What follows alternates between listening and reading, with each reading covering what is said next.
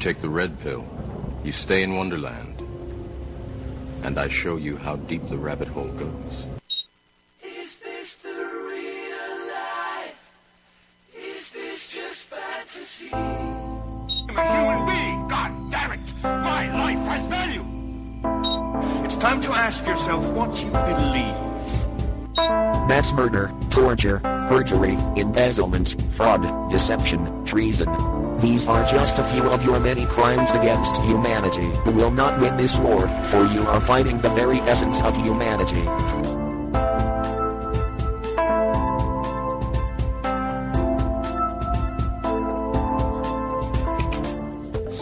Hi, welcome to Truth or Talk.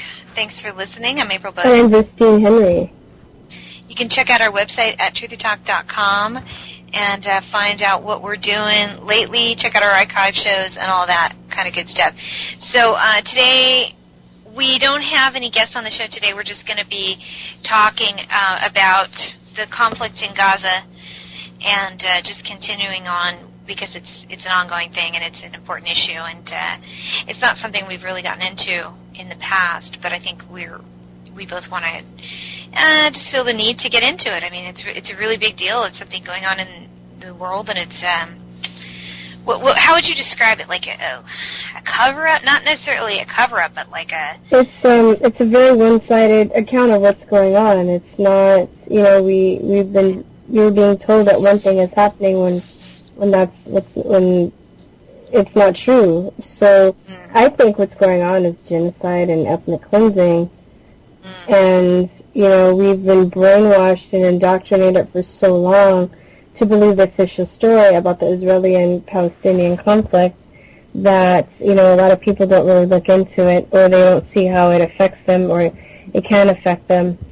So they don't, and it's far away, they don't really feel like they're related. Maybe they don't have any relatives in that area, so it's not a big deal to them. And it's true that there are a lot of things going on in the world. But, this could potentially lead to World War III. And that's going to affect everybody, Yeah. And, yes. I mean, if it's World War III, it's going to definitely affect the world. And, we, in this country, support Zionism. We support Israel. In the United States, or not we? As, you do? We as our government do. Yeah. And so that sucks. But we do. I was like, wait a minute, is this Truth or Talk? What is? No. I don't mean we as in the you and me. I mean we in the United States. Our government is in cahoots with Zionism. Zionists control our government. What is Zionism? How would you define Zionism? I say Zionism is a secret society. It's an elitist organization that is, I would say, in most cases of an Israeli origin, they believe in a superior race, a superior group of people. And so I think last week when we had Sarah on the show and we played some video excerpts, or we played the audio of some video excerpts, and one of them we had was the David Icke one, and he said Joe Biden was quoted as saying, "You don't have to be Jewish to be a Zionist," and I think what that says to me is that that's not really the relevant part of it. It means it's where your political allegiance lies, where your, kind of support lies as far as who should be controlling of the one world government. I think it's sort of a it's sort of a group that supports the New World Order, or the one world government, or the single state, or however you want to describe it, and that's an internationally control. So, and the allegiance is with Israel, it seems to be, and so I think Sarah had brought up and I haven't really looked into this yet, but when we had her on last time, she brought up, she said that many politicians in our political system actually have dual citizenship with Israel. Mhm. I was like, what the fuck? I didn't know that at all. Did you? I've heard that before. I didn't really check into it. But I know, don't they have like a policy too, if you're a Jewish person born here, you can get dual citizenship with Israel? Yeah, that's a, I don't know. I guess so. I think, yeah, they have that, so, but I've heard that, and I forgot about that, and I'm glad she made that a point, because that's really strange. Why would they have, dual citizenship, So maybe our listeners can look into that and see if they come to the same conclusion. Right.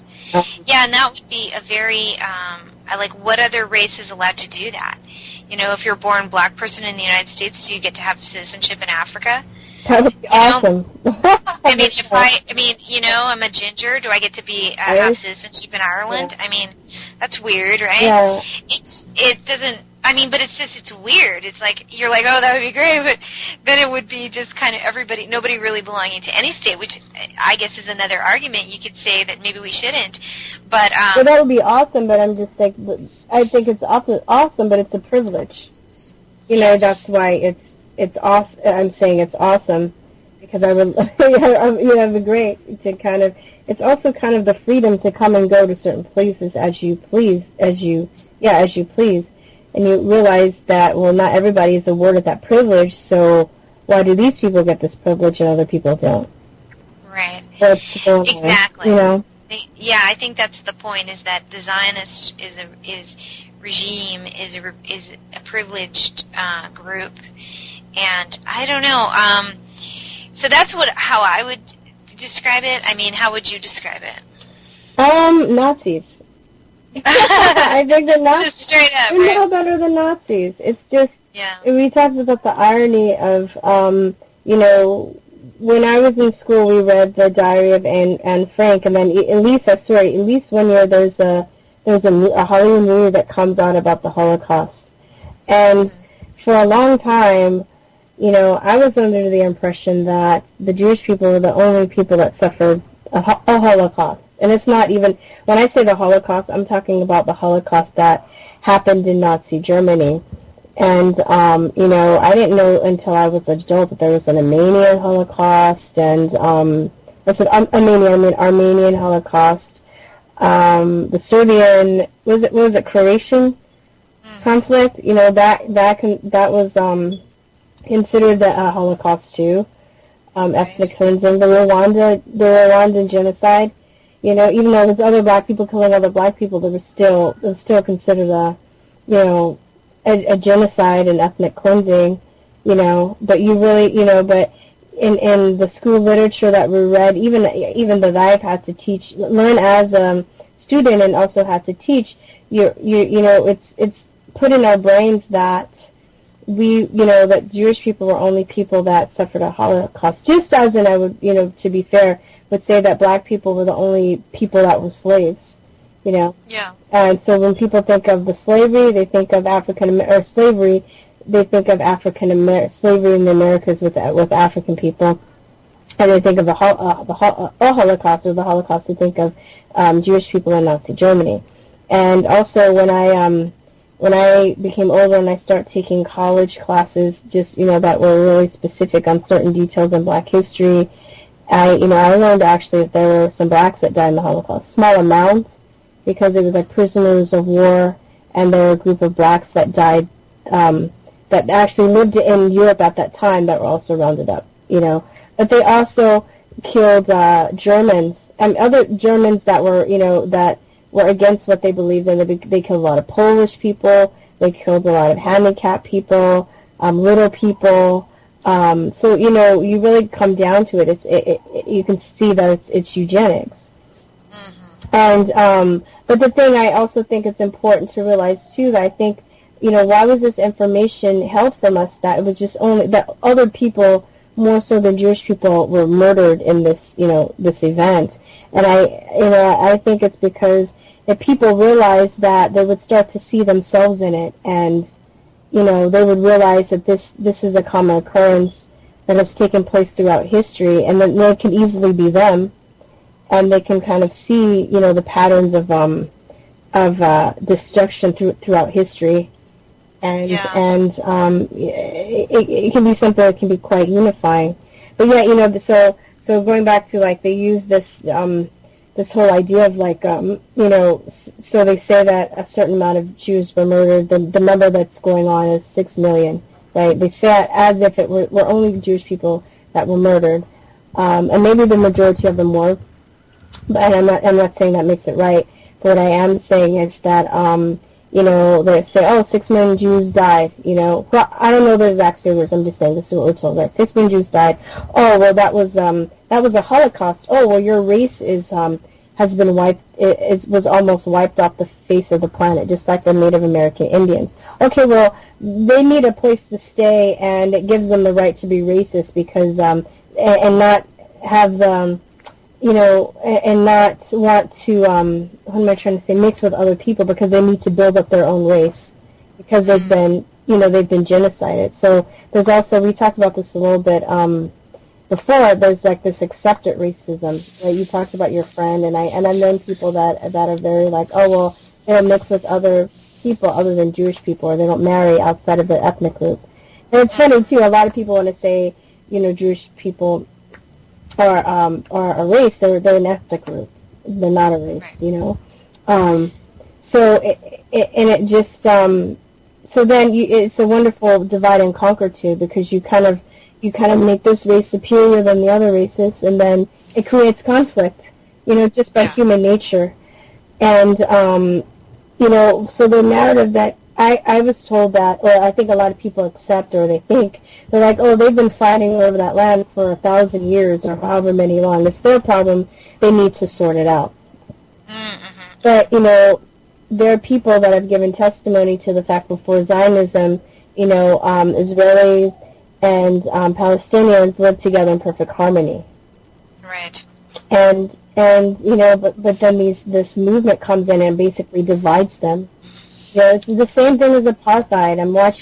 It's like watching apartheid in South Africa and the civil rights movement, or trying to demolish the Jim Crow laws, and it's all over. It's the same thing. It's just so mind-blowing that there are people that won't even recognize this.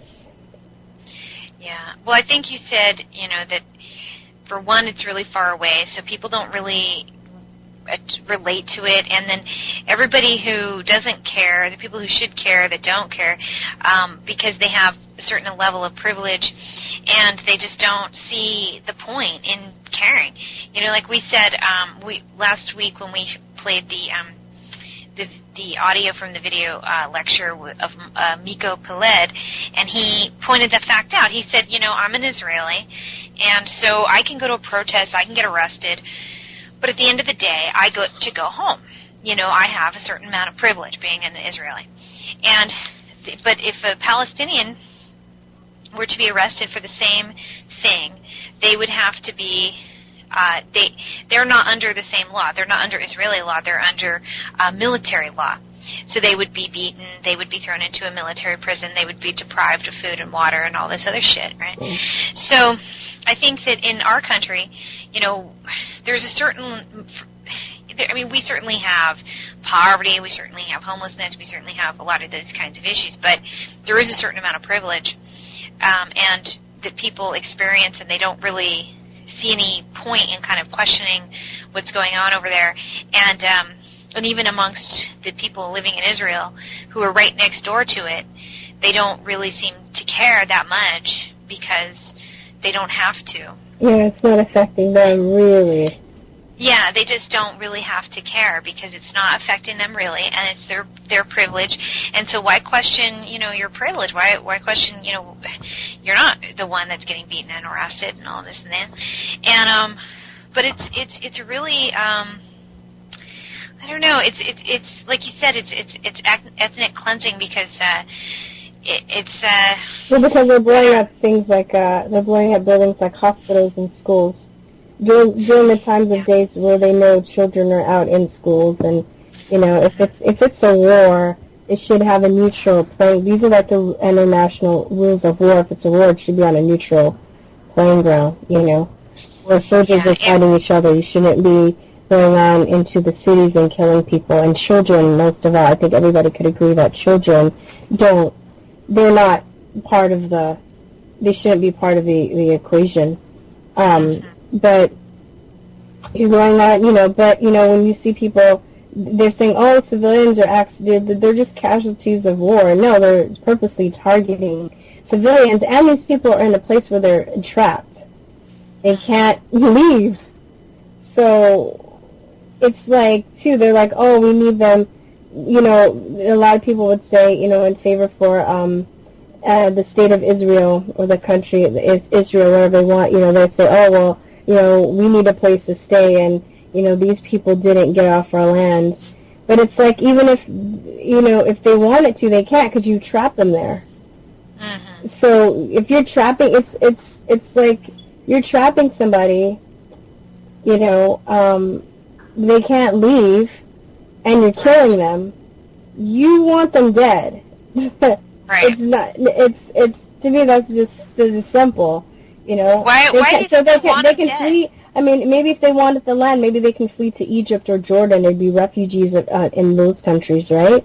Yeah. But they're keeping them, and then they're killing them, and then they say that they want their land, or they say that they tried to be fair, and, you know, the Palestinians are just so evil and violent that they won't be fair, and they won't let them get off. You know, I mean, they won't let them share the land. But basically, first of all, they run these people out of their homes, and took their homes, and then they entrap them. So they're trapped. So even if, like, you know, you're running somebody out of their home, you're not allowing them to, you know, maybe there were some people that would stay and fight, but maybe the people, you know, most likely, I'm thinking, if they're being harassed and pushed out, they probably would have fled to other countries, surrounding countries, but they're keeping them there and killing, and then dropping bombs on them. So they're like basically in a prison. Extermination. Yeah, it's an extermination. You know, and it's so fun, interesting too. I saw a video on a rabbi that talks about he talks about he was tortured by Zionists, and he said what the Talmud says basically that, you know, his view that Jewish people shouldn't have a homeland. They basically are nomadic, and that they should obey the laws of any country that they go into, as long as it doesn't go against the Talmud. And he's actually a rabbi that's from Palestine. And I thought that was really interesting. And it also made me think about the concept of countries and people wanting to own land, you know, and have their state, and like how destructive that can be. Because throughout history, you know, the children I teach, we talk about the Native Americans, and we were talking about the Native Americans and how, the irony is that people came from Europe fleeing a tyranny, and then they come and they basically do the same thing that was done to them, or worse. You know, why couldn't they move here and just share the land? Why do they have to own this land and control, you know, every aspect about this situation instead of just coexisting? Right. Yeah, that's a good point. And I think if you look at just like the sheer numbers, like you mentioned, the children, I think we can all agree that kids really don't have anything to do with the fighting, and they should not be casualties of war. And they don't even have a concept of racism, really, you know.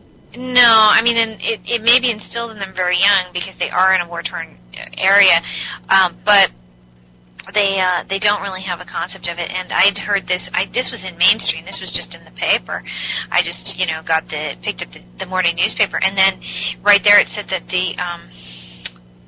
that a Palestinian school was bombed, and it was right in the middle of being evacuated. They were saying, you know, get out. There's going to be some bombs coming off, and we need to get out of here. And it had been another school had been evacuated, and they all had gone to this one place for refuge. And then, of course, they ended up getting bombed, and many of them were killed and murdered. And so I'm going to just, really quickly to try and illustrate this point. So basically the numbers don't lie, okay? So when you look at it in terms of just, this is how many kids on the Palestinian side are being murdered, this is how many kids on the Israeli side are dying, are being killed. There's the number of Palestinians far outweighs the number of Israelis. And I got this from, it's called If Americans Knew, so you can find it at ifamericans.knew.org. 131 Israeli children have been killed by Palestinians since September 29th of 2000 through present. There's been 1,716 Palestinian children that have been killed since the same time frame, and you can go and look that up, and they give the citations and their references and where they're getting these statistics. So there's a far greater number. And then the other thing, there was they posted an article a few days ago about it was just updated yesterday, how the violence did not begin with these 3 abducted Israeli settlers, which we said in the last show that actually turned out to not be, it had nothing to do with Hamas. That's just bullshit buzzwords. It's like they might as well just have said Al-Qaeda, It's like, and most of the American people wouldn't even know the difference. Yeah. They're like, oh yeah, Al-Qaeda did it. Wow, they're in Israel now. Wow, religion is so violent. That's another thing too, where people have been brainwashed to believe that Islam is very violent, and people can't differentiate between extremists, and people that are religious, because of people that are, of all religions that are extremists, and even non-religions that don't, the people that aren't religious that are just extremists in their views, to the point where they will resort to violence to get their point across, and that can happen no matter what religion or what philosophy you adhere to. And from my understanding, from my Muslim friends and stuff, it's just, Islam can be peaceful just as the next religion, but especially since 9/11, I think that was another way to demonize that area of the world, that, or that Arabic people. It's trying to mainstream and make it popular to be racist. Yeah. As you brought up the same idea of the civil rights movement, the whole reason for making racism against, people of African origin was just so that they could justify the fact that they had made them slaves. And so, we want to make a bunch of money and we don't want to have to pay people, so wouldn't it be great if we had a bunch of slaves that we could get, how do we justify this as Christian, as God-fearing people? Oh yeah, they're not human. Dehumanize them. Exactly. Even in Nazi Germany, any horrible, horrific, dehumanizing event that's taken place, it's a form of mind control too, that they use on people to manipulate people into thinking someone is lesser than you, and you have less remorse about what we even with animals, people, I think certain animals that are considered less intelligent are more they're more acceptable to kill. Yeah. And people don't really question. I'm just saying this is how things are set up about basically dehumanize the other side, right? And this is the divide and conquer thing too. That I bring it up a lot, but divide and conquer technique. You make one side superior, and you make the other side inferior. So you dehumanize one side, and you idolize or deify the other side, and then that automatically creates conflicts. And even to this day, it's interesting too. Even with black people, it filters down within the light-skinned blacks and the dark-skinned blacks, right? And this type of thinking has permeated on all levels in our culture and in all societies. Because I would even say when I was living in Asia, I saw them do the same thing to the Asians that were like darker skinned, but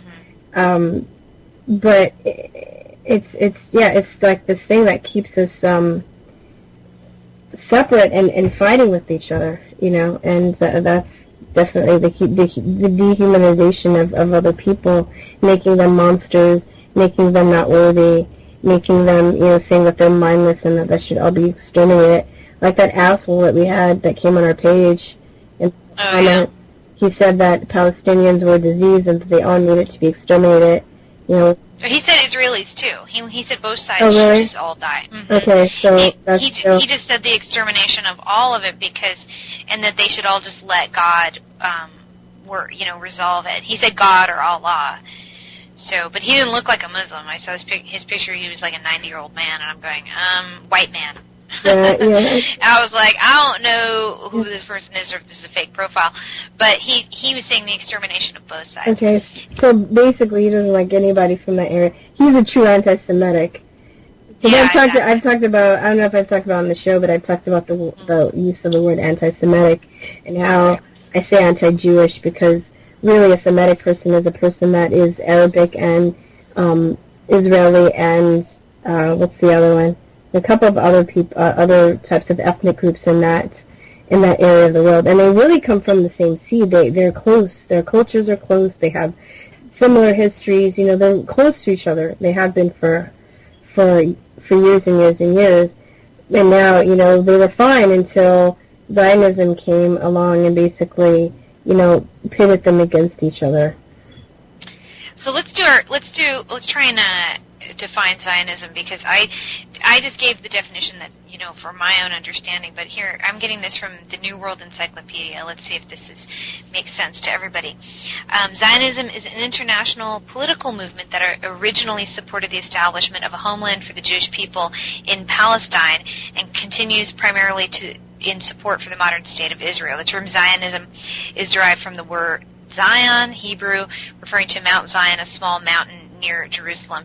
In several biblical verses, the Israelites were called the people of Zion, while Zionism is based in part upon the religious tradition linking the Jewish people to the land of Israel. The modern Zionist movement was mainly secular, beginning largely as a response by European Jewry to anti-Semitism across Europe. Several types of Zionism emerged from these beginnings, including labor Zionism, liberal Zionism, revisionist Zionism, and religious Zionism.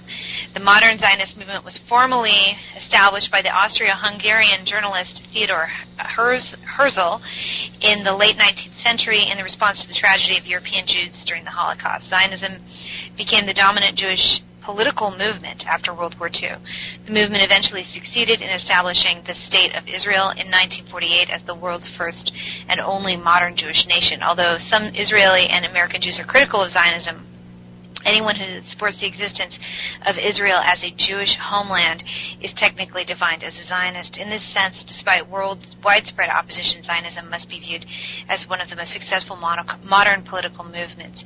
So, does that help define how, at least that it's a political thing? It's not a, it has some peripheral kind of connection to religion, but it's basically a political movement, and it's a political group. So that's where I meant it's a society, an exclusive society or an exclusive group, because it's almost like a cult-like belief system that you believe in this that the Israeli state belongs exclusively to the Jewish people, and and they have obviously their lobbyists, and that's how they are able to control. Now, I don't know how they have so much money. That I'm not exactly sure of, huh? Right? Because but how do they control our America? Maybe somebody in the chat room or somebody knows a little more than I do can explain that to me, and who's followed the money and figured out where it comes from. But it seems to me that the Zionists are actually controlling American politics. So how is it that they are able to buy us off? Like, I don't know. That's what I'm trying to wonder. We aren't giving, it's not that we're giving them money to buy them off, they're buying us off. Well, I've heard that we give a lot of funding to Israel. Is that true? Well, I don't know. I haven't looked into that. I've heard that we do as American citizens of this country. Anybody who lives who pays taxes in this country, we're actually, yes, we are. So, but the politicians, I mean, they're taking it from us because they're passing all their bullshit that gets funding over to Israel. So yeah, we're paying for this. That's the other thing. Like, this is where, if people aren't mad about the fact that, you know, this race is being exterminated, they should at least recognize that your tax dollars are paying for that extermination, or you're paying for, you know, the slaughtering of all of these people. And because, you know, that's what they do. Our American government makes sure that they, you know, and they're not putting it out of their pocket. Hell no. These people aren't, you know, they're taking it from us through their legislation and all their bullshit. Anyway, so... so you think, how are they buying us off? Well... Yeah, how are they buying off the American government? Where does the Zionist money come from? That is a good question. So, I mean, I know that a lot of people connected to the Rothschilds, the Rothschild family, and obviously they're very rich. They're one of the most wealthiest families in the world. But well, then if because they have stock in they you know, they're in cahoots with the Rockefellers, and they're rich too. So maybe they're pooling their money. I mean, for right now, these are just maybe these are just assumptions. Then maybe I'm guessing that they're pooling their money together. Or they, you know, they have stock in the pharmaceutical industry, and, you know, that's one of the most profitable industries in the world, so maybe they're getting money from that. You know, I mean, who knows? Yeah, I don't exactly know, but maybe someone in our audience does, and that's, if they do, then feel free to write us, and we might have figured it out by the time that this airs, because we'll probably be curious enough to check it out. But, okay, so now, going back to the numbers, because I think numbers, you know, you can skew numbers, but when it comes to the death of children, I mean, it's pretty, like, cut and dry. There's this many children dead. There's this many children on the Israeli side. There's this many children on the Palestinian side that are being killed. Now, this latest offensive that they called Operation Protective Edge, which launched an attack to the Palestinians on July 8th. Now, they've ceasefired, so I guess, you know, they've stopped for now. But they've killed 857 Palestinians, and 39 Israelis have been killed. And so, according to this, if you go to ifamericans.new.org, their latest article talks about this. And so, but here's the facts about the kidnapping. Well, first of all, the kidnapping, we still don't really know who did it. And as Sarah mentioned in the last week, that there were some witnesses who said that they were speaking Hebrew. So it could be that there was some Israeli intelligence. Believe me, they got their own, I forget what it's called in Israel, but they have their own CIA. They got their own CIA that works with our CIA here in the United States. And the facts are, according to this article at ifamericans.new.org, that since January to May 31st of this year, there's been 2,330 Palestinians held in Israeli prisons, kidnapped and held in Israeli prisons. 203 of those were Palestinian children held captive. So they're kidnapping children in the thousands. Yeah. Okay. And 200, at least 200 children. And Israelis killed approximately 30 Palestinians, 4 of them children. This is just since January. So they're saying, okay, so what this article is basically pointing out is that the official story, or what the mainstream media is having people believe, is that this all started because Hamas, well, now we know that's not true, but some Palestinians, some rogue elements, whatever the fuck they want to call it, went out and kidnapped these, how many was it? It was like 3 or 4 Israelis. Yeah. And these Israeli, and so people were all upset about that and saying, oh, these guys, you know, but they're saying, well, but look, during the ceasefire, not even when we were supposed to be actually at war, but actually when we're supposed to be at a time of peace, they've actually kidnapped and held prisoner over 2,000 Palestinians. And so we're supposed to be uprised about these 4 people when they're out there, you know, just stealing off the street. Like, what are they doing to over 2,000, and 200 of those were children? And so and then since the Operation Project Edge, what they called, this is like a CIA sounding name, but since then they've killed over 857, 190 of them were children, and there's been 39 Israelis to have been killed, none of whom were children. So I think, as Sarah pointed out in the last week when we had her on, because she had a lot of these facts on hand, was that the Israelis who are being killed are mostly military, whereas the Palestinians who are being killed are mostly civilians. So what that means is that Palestinians, because just from that fact alone, what you're getting at is that Palestinians are trying to defend themselves against people who are standing at them with guns. Because they're not killing civilians. It's military. So what do you think those people are doing? Why are they in their space? Yeah. Because they're there to attack. So and they don't have an army. The Palestinians don't have an army, right? So if it's not it's not an apples to apples fight. It's it's like it's not fair. It's not a fair fight at all. And but anyway, Israel complains that they're defending themselves and that they're the ones being terrorized. Right. Did you guys? So it's almost no Israeli. I mean, there's been 76% of the Palestinians that are killed are, and again, I'm using this same source, ifamericans.org, were civilians, and about 7% of the Israelis that were killed were civilians. So this is just the point that I'm trying to illustrate here is that military are killed because they're, because it's a fight and it's a war and you're trying to kill the person that wants to kill you. Civilians are killed when you're trying to exterminate them. That's it. It's just black and white. Sorry, folks. That's it. Especially children. Anyway, yeah. Especially children. You don't bomb a children's elementary school unless you are a sick fuck. Or a hospital.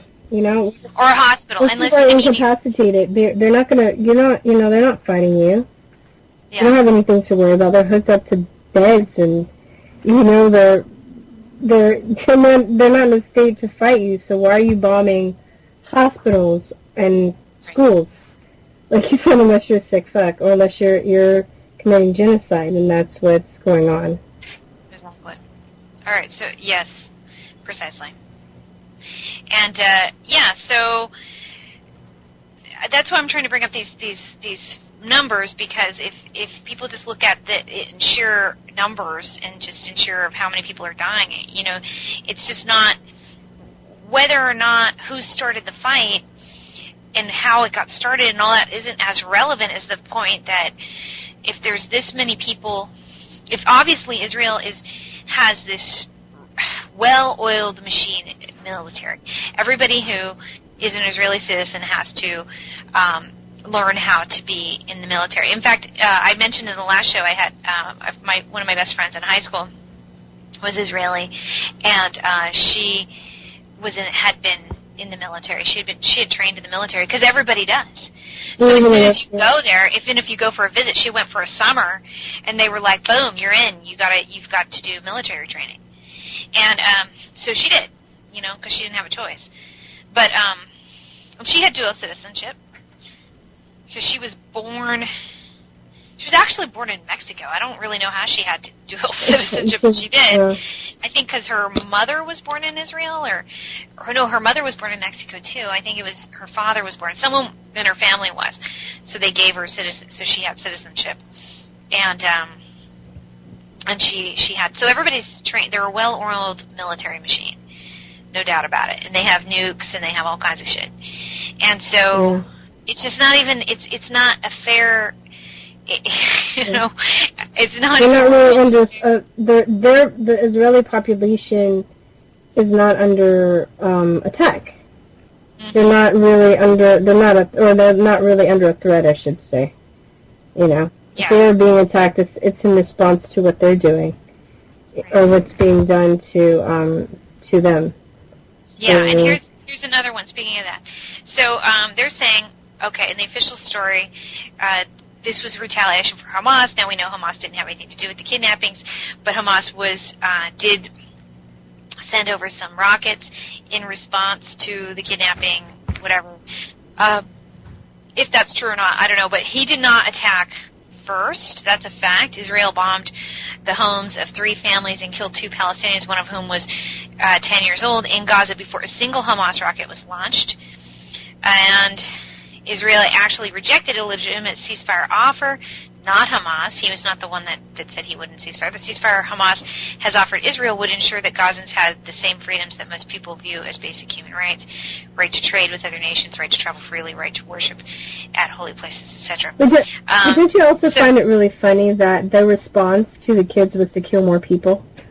You know, Right. and you would think with all the modern technology that we have that they could track down these so-called terror cells and just get the people that are involved, instead of just bombing a bunch of innocent people and claiming, oh, well, we're just here to, we just did that because Hamas, we're trying to find Hamas, and Hamas hurt us, so we're going to kill a bunch more people. One Right. injustice doesn't justify another. So even without all those facts, me, common sense just says, why was that their first reaction to go and bomb the people after those teens were killed? It doesn't make any sense. Exactly. And if they wanted to go after these cells, they could, so just for the sake of argument, say that they were a terror cell that was in the territory that they're keeping the people hostage in. Anyway, they have the power. They can go in, they can search for the people and just get the people out. Right. They have a full-on military. Those people, they wouldn't be met. I mean, they'd probably be met with some resistance. But if they're just going after Hamas or the people that they believe killed the teens, they can send, special troops just to go after that without harming civilians. But they choose not to, Yeah. So, I mean, it's ridiculous. Yeah, and with our modern technology too, like even drones Yeah. can seek. You can send them to certain coordinates and see. I mean, as inhumane as they are, you can still send them to seek certain coordinates and avoid certain things if you wanted to. But GSP tracking, too, like the tracking systems, or, you can send spies in there. I mean, there are other ways of dealing with these situations that don't involve killing civilians.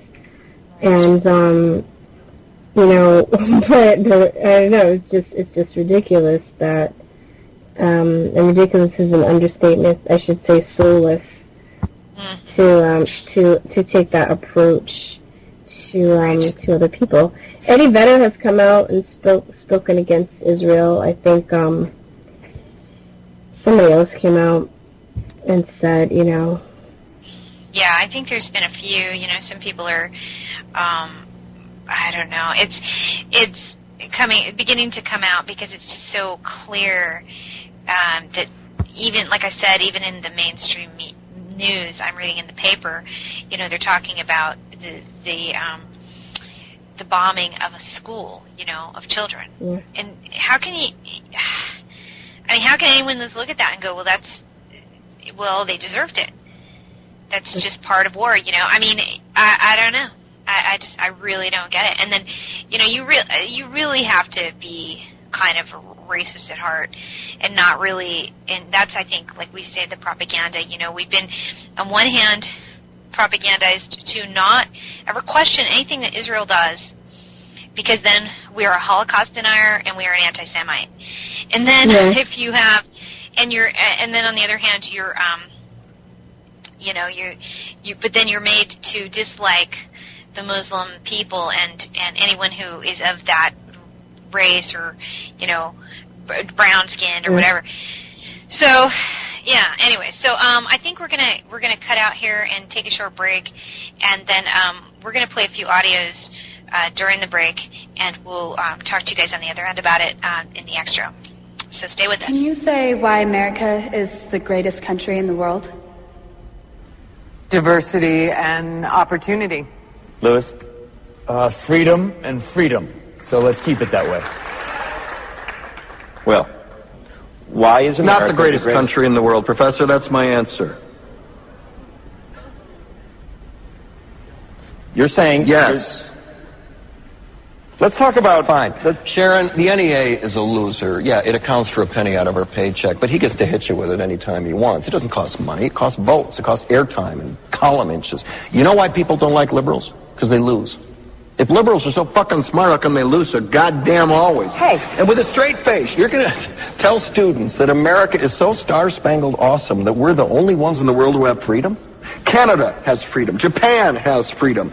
The UK, France, Italy, Germany, Spain, Australia, Belgium has freedom. So 207 sovereign states in the world, like 180 of them have freedom. All right. And yeah, you, sorority girl, just in case you accidentally wander into a voting booth one day, there's some things you should know. And one of them is, there is absolutely no evidence to support the statement that we're the greatest country in the world. We're 7th in literacy, 27th in math, 22nd in science, 49th in life expectancy, 178th in infant mortality, 3rd in median household income, number 4 in labor force, and number 4 in exports. We lead the world in only 3 categories: number of incarcerated citizens per capita, number of adults who believe angels are real, and defense spending, where we spend more than the next 26 countries combined, 25 of whom are allies. Now, none of this is the fault of a 20-year-old college student, but you nonetheless are, without a doubt, a member of the worst generation ever. So when you ask what makes us the greatest country in the world, I don't know what the fuck you're talking about. Yosemite?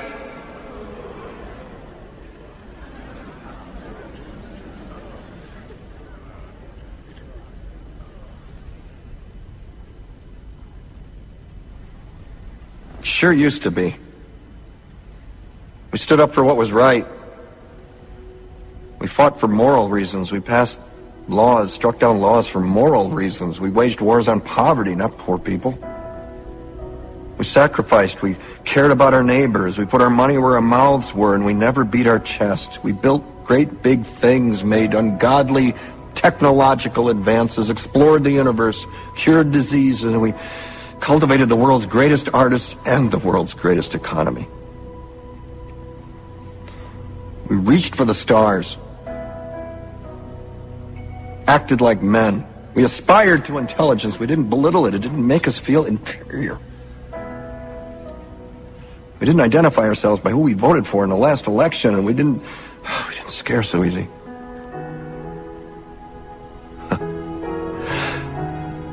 We were able to be all these things and do all these things because we were informed by great men who were revered. First step in solving any problem is recognizing there is one. America is not the greatest country in the world anymore.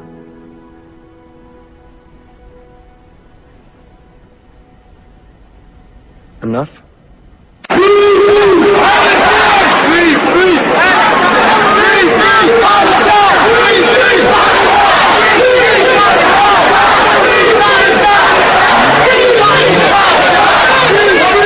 Hello? It's Max Egan calling Noor. Hello? Hello, can you hear Hi, me? Max, how are you? Yeah, I can hear you. How are you? I'm good, darling. We are so worried about you. There are so many protests worldwide. The world is outraged at what is happening in Gaza. Can you tell me what's going on? Tell me what's happening there on the ground, please, darling.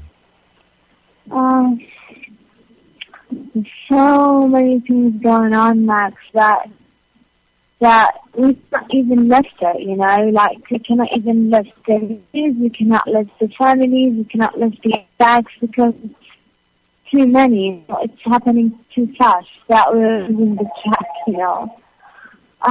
Today's a little bit calm than yesterday. About 16 people already, 16 people were already killed.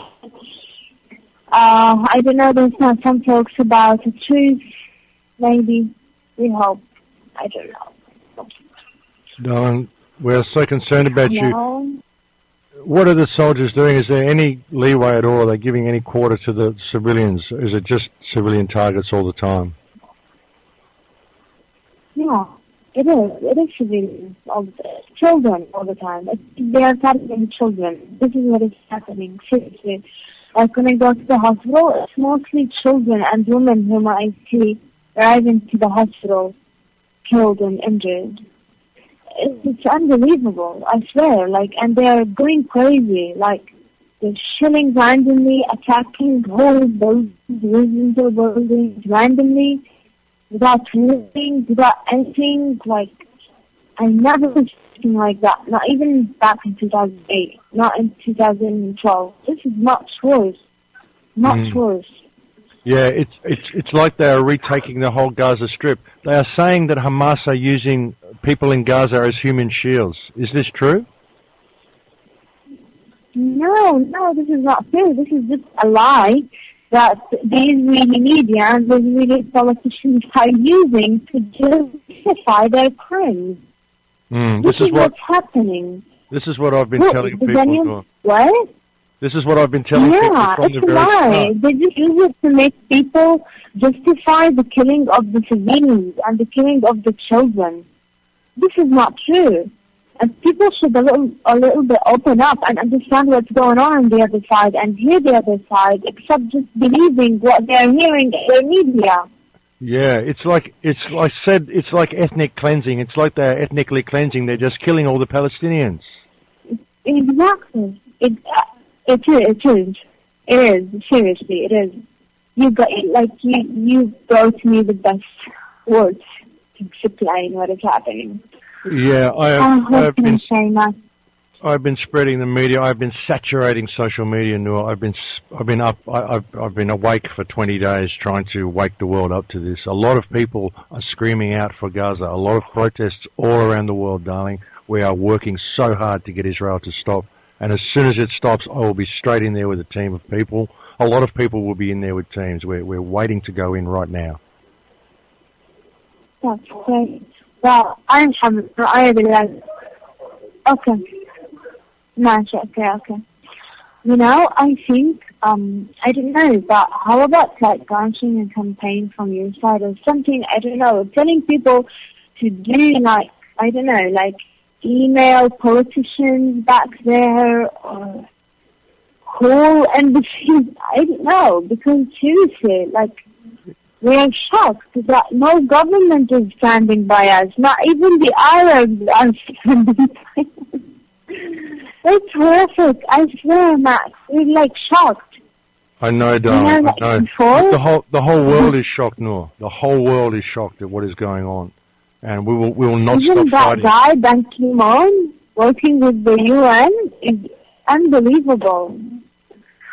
Oh, God. I don't know. I will call you again tomorrow, okay? I will call you every day so you can give me an update, great. okay? Take care of yourself. I will, darling. You please stay take care of safe. yourself. Okay, I love you. Inshallah, you will be safe. Take care. Bye-bye. Bye-bye, Noor. Enjoy your day. Bye. Well, this morning, it's nothing short of a massacre, a deliberate massacre, war crimes committed daily. But now there's a deliberate shelling and bombing and destruction of whole areas, of residential areas. And not only do they shell people's homes and kill them in cold blood, as they're leaving, as they're running away, they're being shelled and bombed and killed. And as if any ambulance tries to get there, to get the people, the ambulances themselves are being shelled and the medical personnel are being targeted. These are war crimes being committed before the whole world, before the eyes of the whole world. And I just can't understand how people sit back and say self-defense. I just can't take the language. I can't take the propaganda. I can't take the mantra that Israel has the right to defend itself. Against whom? Against innocent civilians? Against the more than 80 children have been torn to bits? Is this self-defense? And what makes it even more unconscionable, more horrific, is the fact that they are being blamed for their own death, is that there's a deliberate, systematic campaign to blame the victims. And instead of trying to cope and deal with the situation and end this bloodshed, people are giving Israel, the Israeli occupation, the Israeli military, more time and more space to wreak havoc, to kill more innocent civilians, to destroy lives, and to generate more despair and more violence. Do you believe that the civilian deaths are deliberate? Is that what you're saying? I'm saying that there is deliberately disproportionate responses, but I don't see Israel as responding to the Palestinians. Let's put things in context. It's very disingenuous to say that no nation will accept being shelled by rockets or rockets raining in. This is self-defense. It's the other way around. It's exactly the other way around. No nation can accept being imprisoned, being besieged by land, by air, by sea, and being starved and deprived of the most basic requirements of a decent life, freedom of movement, clean water. 90% of the water in Gaza is not fit for drinking. They don't have medical supplies. For 7 years, they have been not just under Israeli occupation, but under a brutal and lethal Israeli siege. And then you come in and you shell them, and you bomb them, and you destroy homes, you destroy whole neighborhoods, you obliterate, annihilate whole families, and then you come and say this is self-defense, and no nation on earth will accept having these rockets. No nation on earth can accept to be treated like not just prisoners, but helpless, defenseless cannon fodder. This is unacceptable. Israel is deliberately destroying lives. It is deliberately targeting Palestinian civilians. And the family of 18 that was totally annihilated, were these human shields? Where? In their own homes? The kids who were playing soccer on the beach, were they human shields? The families that were destroyed, were they grandma and grandpa terrorists? And mom and dad terrorists? And baby terrorists? And baby sister and baby brother terrorists? What do you tell people like that? Sorry, you're terrorists? Sorry, this is Israel's form of self-defense? This is just entirely inhuman and cruel and unacceptable. You seem quite affected by this. Yeah, hold on. Look, there's no human being who cannot be affected by this. Unless you lose the last vestiges of humanity, you cannot allow this to go on. It has to stop. And Mr. Obama and the Congress and everybody have to know that these are human beings. Think of your children. I'm a mother, I'm a grandmother. I cannot tolerate to see torn limbs. I cannot see grown men break down and sob. I cannot see people, a whole nation, in a state of trauma. These are all human beings, and they're being abstracted, and they're being anonymously shelled by the strongest army in the region, and they are defenseless. They are hemmed in by land, by sea, by air, and then if they try to dig tunnels as a way out, what do you expect? What do you expect? And they're supposed to lie down and die quietly.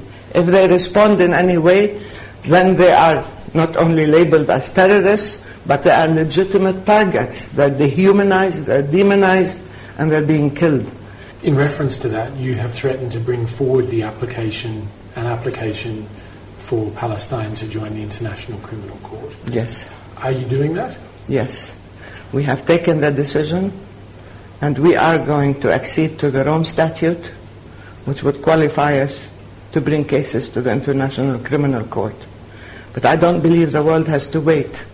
Israel was founded by a bunch of Europeans. It came into a country it didn't own, and it's been gradually stealing the rest of that country and carrying out ethnic cleansing against the locals for the last 60 years. It's been doing it while the world not only looks on, but also supplies them with all the money and weapons they need to do it. This is a war crime. This is a crime against humanity, and it's time it stopped. This is the sort of stuff that goes on. Absolutely brutal treatment that the Palestinians receive at the hands of the Israelis. They treat them worse than dogs. They really do. It's an utterly racist culture, and I don't care what they tell you about how we treat them well. It's a lie. I've seen the way they treat them. They treat them like shit.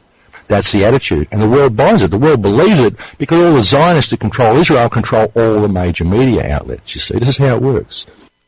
It is. It's absolutely disgusting, and you know, it's all promoted by the media, and it's all condoned by the media, and it is. I mean, they're always talking about how the poor Israelis are hiding in their bunkers, and yet we see photos of them standing on the roof of their cars eating popcorn, watching the bombs go off.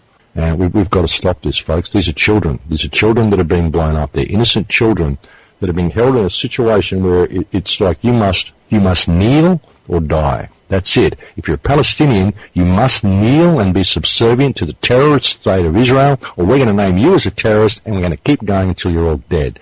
And the interesting thing is that the Jews get blamed for it all. The people who founded Israel are Khazars. They're Europeans. They're Western Europeans who came down here, stole a country that they didn't own. The Jews, there were Jews living in that country before they came. They got along with the Palestinians for thousands of years. They lived in peace. They used to babysit each other's kids as recently as 1946. And now they're at each other's throats because of Zionism. Zionism isn't the problem. The Arabs don't hate the Jews. They hate the Zionists, as everybody who is sane should. You know, Zionism is a mental disease. It's a psychic pathogen. It's a disease that causes otherwise normal people to become sociopaths who believe they're better than everybody else, and they have a right to steal countries and kill anybody who gets in their way. That is Zionism. It is a psychic pathogen, a mentally defective brain problem that people have. All these people should be locked up in jail and rehabilitated back to human beings, you know. Yeah, and stop being politically correct. So we think you might be doing the wrong thing. No, you're a criminal. You're a terrorist. You're supporting ethnic cleansing. Fuck off. Go. We don't want you here anymore.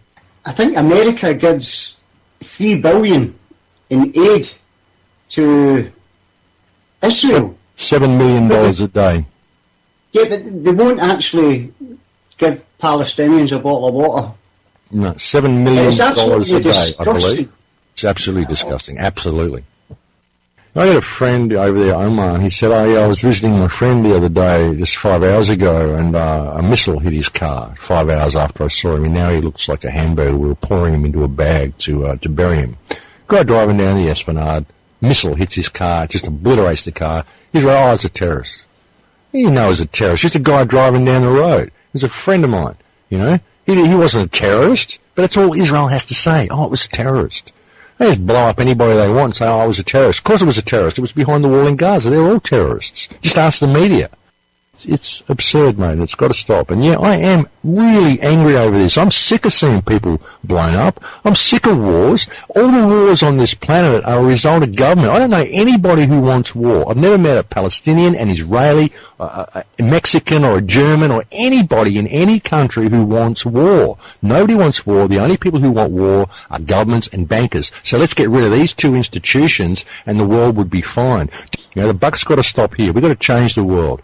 And the only way we're going to do it is if we participate. And it's got to be us. We have the power to do it. There's 7 billion of us. There's a few thousand of these cretins running the world, and there's 7 billion of us. So we can change things. Don't think we can't.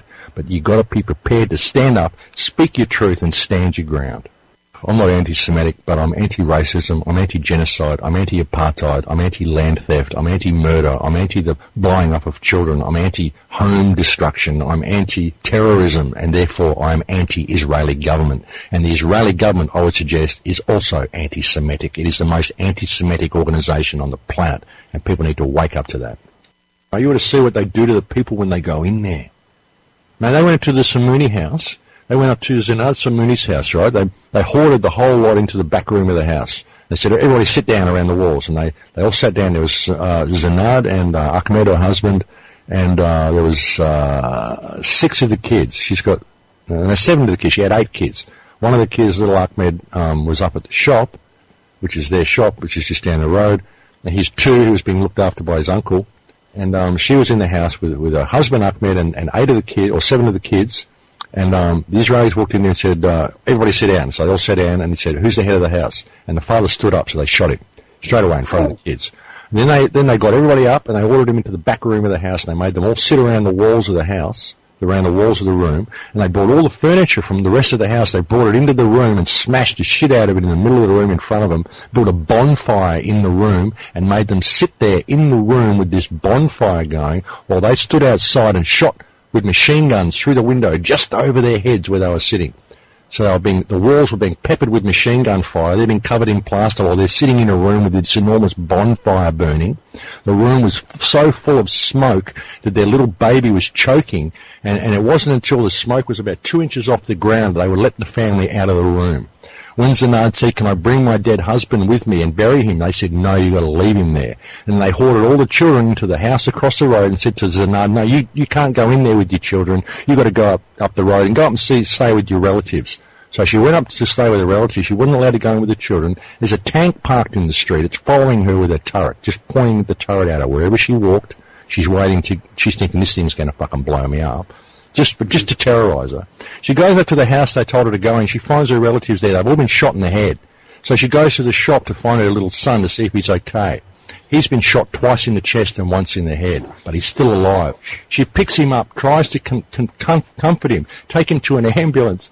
There's bombs and guns going off. Every time a gunshot goes off, he tenses up and blood pours out of his body. It took him a day and a half to fucking die. She's trying to find an ambulance. They're blowing up ambulances as she's walking to them. She gets back to the house and they've hit the fucking house with 2 rockets, or 3 rockets. There's her 97 family members in this fucking building. They won't let her in. They leave these people in the rubble for 4 days. They stand on the roof of the buildings and shoot anybody who tries to come out. This is fucking Israeli freedom for the Palestinian people.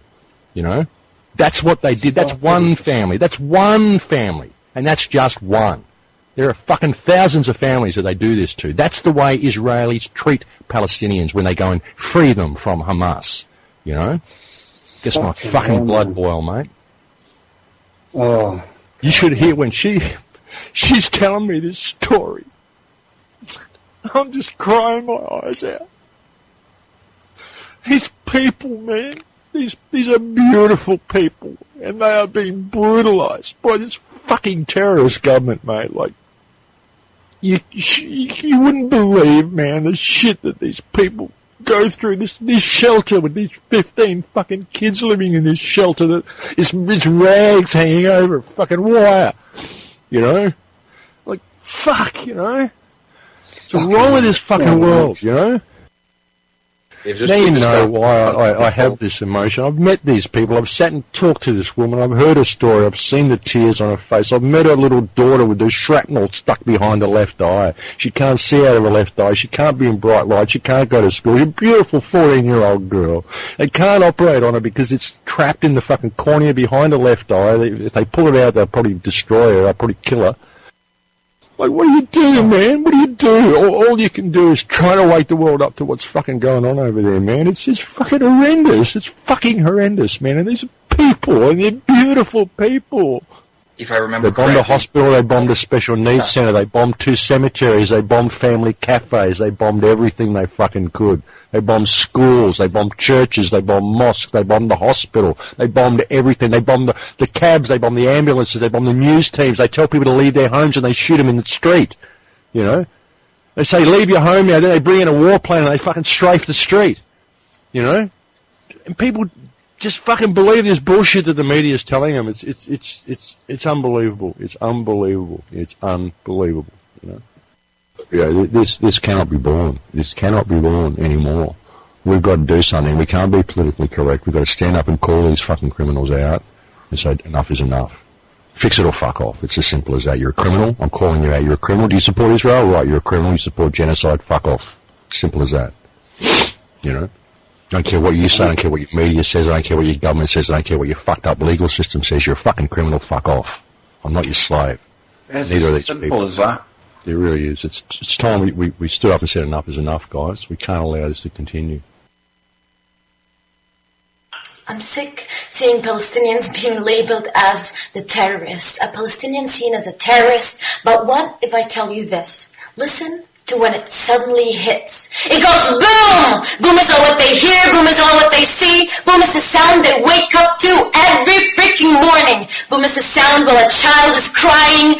Yumma, what am I gonna do? Baba is in heaven, and now you're leaving too? Kids are left orphans because of this. They pray the next boom will hopefully miss. It goes boom, and every time a 10 years old is shot and board is filled with soldiers, a boom is small, they say. But how small can a boom really be when there's a nation without liberation and needs to be freed? And still everyone looks away. Let's not talk about a nation because it's more likely like a dangerous operation. There's no communication even though we see them have long conversations. They talk about peace, about freedom of speech, but in fact it's only bloody action where the United Nations, the United States, and the Arab leaders pretend to talk about humanity, equality, and all these non-existing rights. You can shovel them up your ass A small boom, they say. How pathetic. A boom that is filled with hate, but still we are seen as monsters?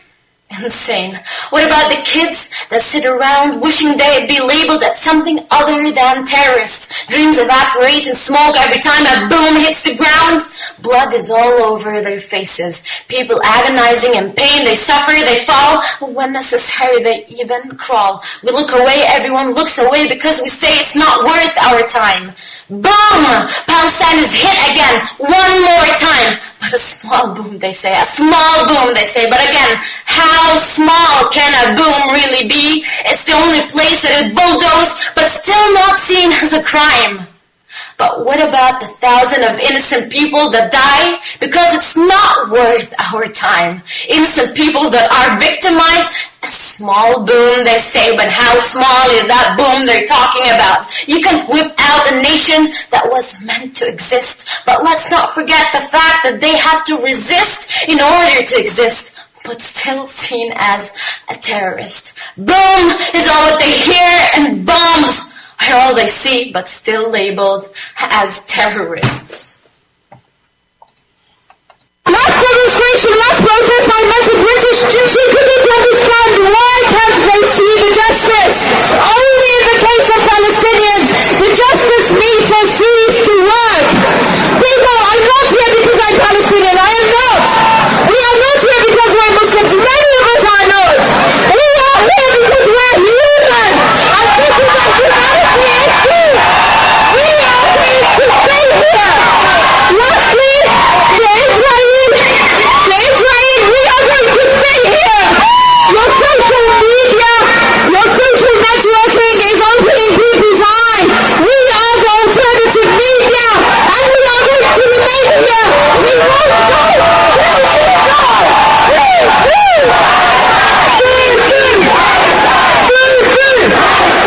So basically, right now, Israel is targeting a number of different places, including hospitals, houses, lands. At the moment of me speaking right now, there's a sound of a huge explosions in the area around us. We will know where this is and also confirm with you. What is really saddening, or the real tragedy here, is about the children. We've been seeing a lot of videos and pictures and actually dead bodies in hospitals of children and innocent children. A person or a human cannot just stand silent in front of those pictures. They bring anyone to tears except for Mahmoud Abbas, obviously, and Ban Ki-moon, and the Israeli community, and those who support Israel aggression on Gaza. Last night, 2 days ago, there was a father crying over his 4-year-old child, dead body, who lost half of his head, and asking him to wake up as he got him some toys and some things. Another dad, his only daughter was critically injured, and he was crying loudly, "Take my blood and give it to my child and bring her back to life." Another 6-year-old boy is laying in bed in a hospital, and basically he doesn't even know that his family was targeted.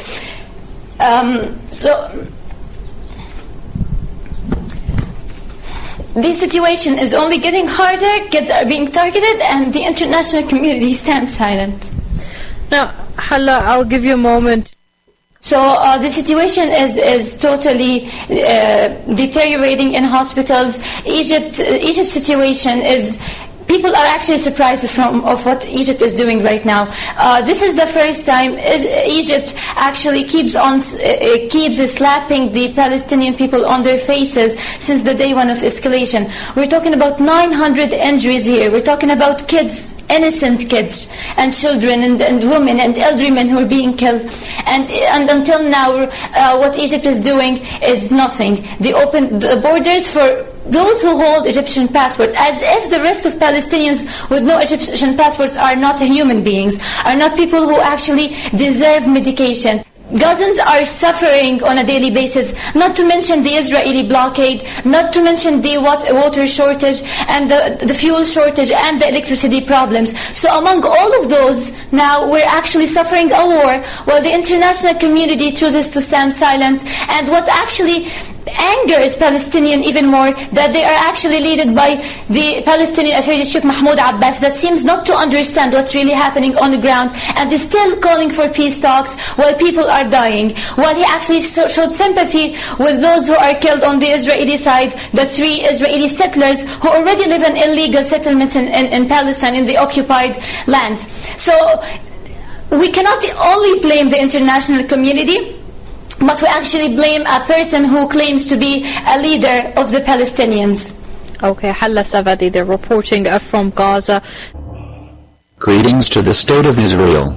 We are anonymous. Ever since the encounter that has angered all of Israel, which concerns the 3 missing Israeli teens, who were found deceased in Hebron, within Palestinian territories, has made the Prime Minister of Israel, Benjamin Netanyahu, take a pledge and an oath to bring about vengeance that Satan himself has not yet created. Such message has made the citizens of Israel wage war and to rid Palestine once and for all. Israel, for over a decade, your violation of international law and your crimes against humanity have not gone unnoticed. The oppression you place upon Palestinian territories have angered not only the anonymous collective, but all of mankind. The disgusting authority you bring to the people that came to accept you, but now despise you, because of your ruthless manner, and your violent ways, have made our legion interfere countless times. The Israeli Defense Force, and their barbaric and inhumane actions, in where they bombed, raided, and disrupted Gaza, and many other Palestinian locations to their very core, are only begging for more blood. The citizens of Palestine, specifically the West Bank of Gaza, call this event one of the biggest Israeli attacks to date, and ultimately, Palestine has reached their point of screaming justice to the face of evil.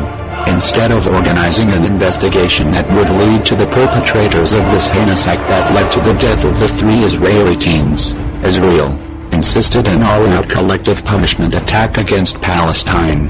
During this time, revenge attacks against Palestine grew rampant. One such case was a 17-year-old Palestinian boy, Mohammed Abu Khayr, was kidnapped by the citizens of Israel. According to autopsy reports, they forced him to consume gasoline. They then burned him alive. His cousin Tariq Abu Khayr suffered the same fate, yet lived. Miraculously, he was beaten by the Israeli police and then prosecuted. The media call it a revenge attack. We call it genocide, ethnic cleansing. Many events such as these have occurred countless times all over the so-called occupied territories. The IDF has killed 9 Palestinians in search of the 3 missing Israelis. Over 250 Palestinian citizens were prosecuted under false charges, and scores of people injured over IDF raids and non-strategic bombing runs. In short, over 600 innocent Palestinians have suffered the wrath of Israel. The numbers continue to rise each hour. Even as we speak, Netanyahu still has no credible evidence to prove that Hamas, or even if the Palestinian people, committed these crimes. An anonymous council was immediately organized to combat this situation. And for over a week and a half, we came to a conclusion. We've been fighting Israel and their terrorist state for over 4 years, and we have not grown weary or tired. It has only made us stronger. Therefore, we are calling upon the anonymous collective, and the elite hacker groups to join our crusade, and to wage cyber war against the State of Israel once more. This Friday will be a day in where Israel will feel fear tingling in their servers and homes. It will be a day of solidarity and resistance. Diplomacy has never functioned with Israel, and cooperation with the American-Israeli Public Affairs Committee has only made its terroristic military advance further. Palestine will be liberated, and Israel will suffer the same fate Palestine has been suffering for decades under their brutal and savaging regime. No matter how dark it may seem, or how alone you may be, always remember that there are endless warriors that are operating tirelessly around the clock to stand with you, to aid you, to both fight and protect you in these unjustified acts. We are anonymous. We are legion. We will never forgive. We will never forget. To Shimon, Netanyahu, and all Israeli governmental officials, you will not escape our chaos. Expect us.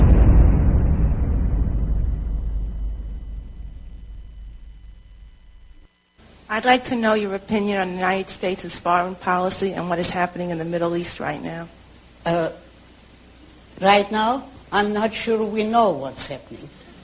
I think the United States foreign policy has been disgraceful for years, for decades. I would say roughly since the New Deal, and in part even before that. But if you mean whose side should one be on, Israel or the Arabs, I would certainly say Israel because it's the advanced, technological, civilized country amidst a group of almost totally primitive savages who have not changed for years and who are racist and who resent Israel because it's bringing industry and intelligence and modern technology into their stagnation. Your philosophy of objectivism. That's right. I just have one point that I think should be made, Ms. Rand, with time fleeting here.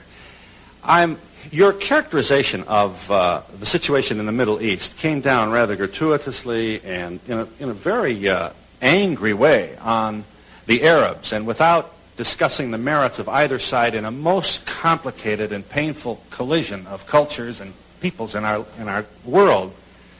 Why couldn't the men, the millions of men, women, and children who are Arab and who find themselves in this desperate conflict and look around wondering where peace will be, why can't they be angry with you for your characterization of them, your slap at them, your roundhouse criticism of them, when you don't seem to be able to tolerate a questioner who suggests that she disagrees with you? Characterization is you do not accept any criticism unless you level it. I wrote this poem when we were doing a direct action at my university, and there were Palestinian citizens and Israeli soldiers, and and I'm very petty about these things, so I said I will only be a Palestinian. I refuse to be a settler or a soldier. So I was lying on the ground, and this guy came and kicked me in the guts and said, "You deserve to be raped before you have your terrorist children." At the time I said nothing, but then I wrote this poem for this young gentleman. اسمحوا لي أن أتكلم بلساني العربي قبل أن يحتلوا لغتي أيضا. Allow me to speak my Arab tongue before they occupy my language as well.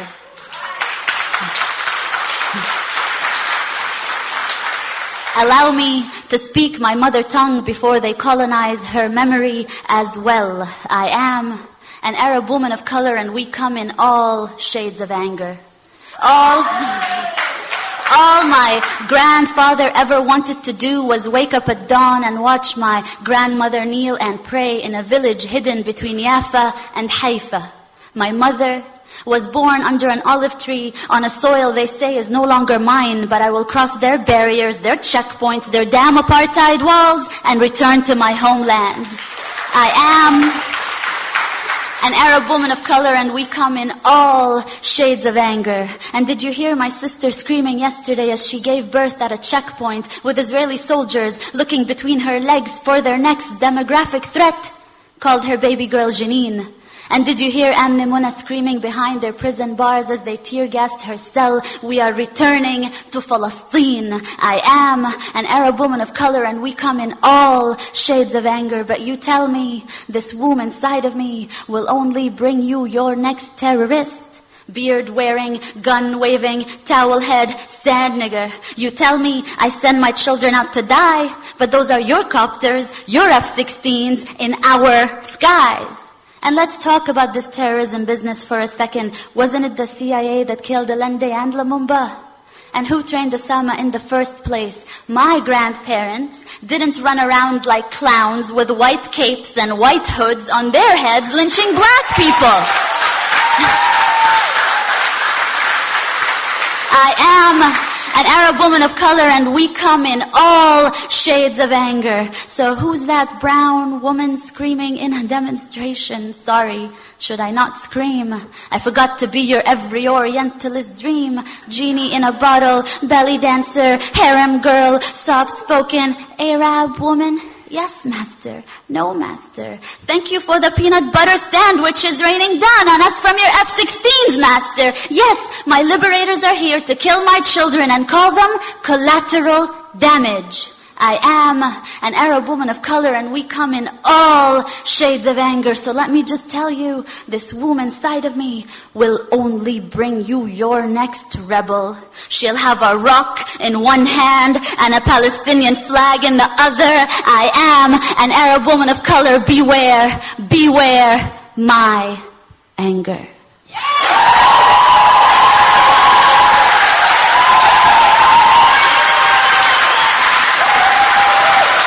In Israel, every citizen of military age is forced to serve time in the IDF.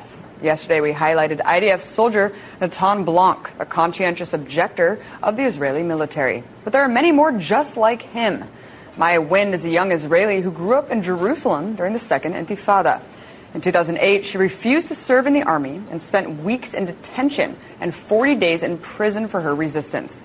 In a statement, she said, quote, "We can no longer term our military a defense force. A defense force does not conquer lands of another people. A defense force does not assist in the building of settlements. Pointless occupation of millions of people only leads to radicalization of opinions, hatred, and the escalation of violence. Violence is a cycle that feeds into itself. The cycle will not stop until someone stands up and refuses uncompromisingly to take part in it." Well, earlier, I had the chance to talk to Maya Wind about why she resisted. I first asked her what the turning point was for her. I actually went into the West Bank, which is something that most Israelis don't do, and if they do, they go into settlements. But I actually went to Palestinian territories, to Palestinian villages and cities, and I actually met Palestinians there, and I actually saw what it was that we were doing, and it dawned on me that we were actually occupying Palestine, that we were actually, in fact, in control of them, and that they were merely resisting what our undemocratic regime that we had there. So I went to Nialin. That was the first village that I went to, which is a village that Israel has built a separation barrier on its land, separating the people of the village from their olive groves. And when they nonviolently resisted, they were tear gassed and they were shot both with live ammunition and rubber bullets. And this really shocked me to see that these are the kind of things that we were doing and then calling it defense. What other kind of things did you see during your experience there in actual occupied territories? Well, I think it's very clear we have the occupation is sort of a multi-pronged effort, and it has many elements. There is an element of mass incarceration in which there's a sort of systematic arrest of any Palestinian, especially men, young men, who in any way organize or resist the occupation. So any political activity is deemed terror activity. And there's a sort of systematic arrest and torture and imprisonment of young people who resist this occupation, for one thing. And I saw the abuse of Palestinian labor.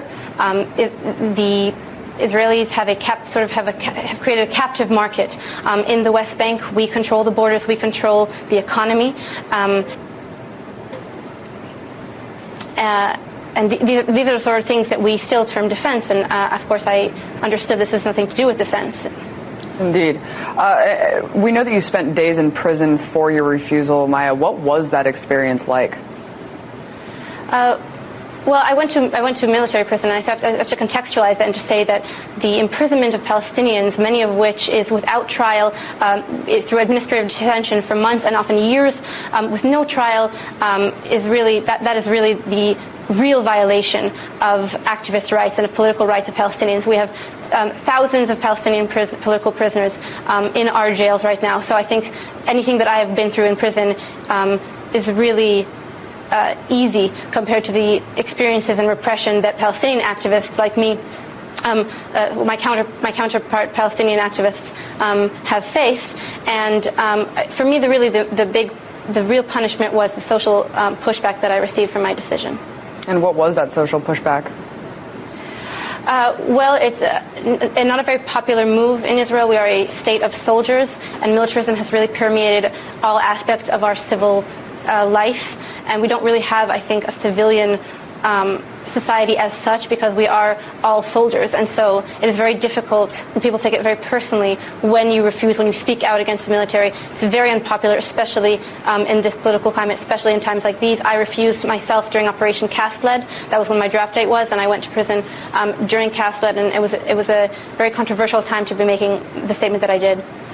Maya, you mentioned that barely any Israelis actually go into these occupied territories, see what's going on firsthand like you did. How many people feel the same way you did? I know that you said there's a lot of social pushback, a lot of people don't agree, but I mean, people that you come in contact with, does anyone tell you, we feel this way, but perhaps we don't want to be as vocal as you are? I mean, what do you think about just the country as a whole? I know it's kind of hard to make a generalization on an entire country, but, like in America, half the people I talk to do not agree with the aggressive imperialism that our country's doing across the Middle East. I mean, how do you gauge that at all with people that you encounter in Israel? Well, I think the main difference between the settler, colonial, and imperialist projects of the United States and Israel is that while here you have a poverty draft, and a lot of poor people of color are the ones who are sent to fight the wars since the draft was eliminated.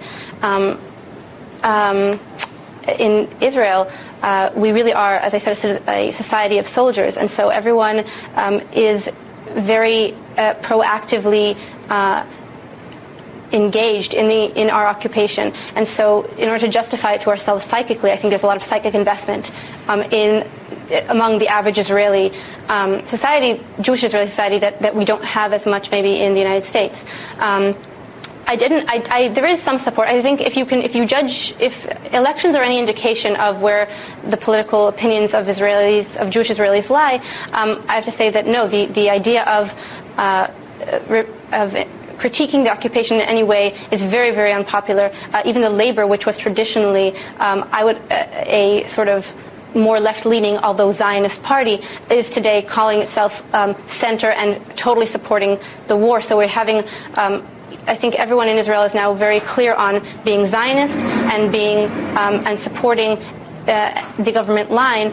And there is very little, I would say, deeper critique of Zionism. And I think that's really the core of the problem is, do we believe that we have exclusive rights to the land? Do we want to live with other people who are also from there, or do we want to live exclusively as Jews in our own state? And I think that only once we really kind of dismantle that idea and critique it and create a state for all citizens where everyone lives in equality, and when there is a separation of religion, of church and state, then the situation will be able to change. Maya, and thank you for explaining that.